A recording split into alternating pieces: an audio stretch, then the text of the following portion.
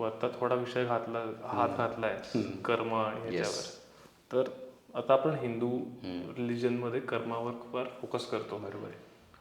आपण मागच्या जन्मातली कर्म किंवा या जन्मातली तर टॅली झाल्या पाहिजेत त्या गोष्टी.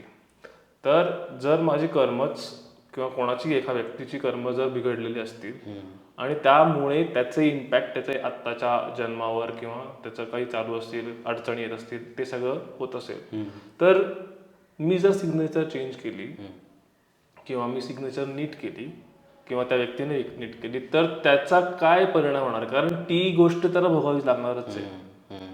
तर तुला काय वाटतं याच्यावर? करेक्ट. म्हणजे मगाशी म्हणलो तसं, handwriting is your character, signature is your personality, personal reality.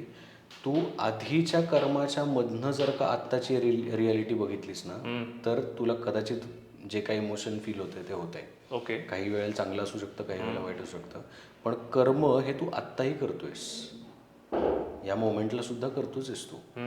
म्हणजे 2 दृष्टिकोनातनं ह्या गोष्टीकडे बघायला पाहिजे. पहिला दृष्टिकोन की पास्टमधनं आलेले जे काय रिपरकशन्स आहेत किंवा त्याचे जे रेसिड्युअल इफेक्ट आहे, एको आहे, तो मला आत्ता अनुभवायला मिळतोय.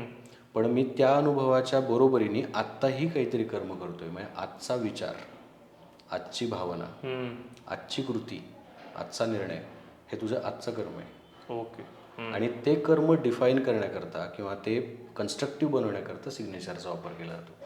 म्हणजे आधीचं कर्म सिग्नेचर कॅन्सल आउट करेल का? तसं काही करणार नाही. पण आत्ताचं कर्म छान करण्याचं काम नक्की करेल.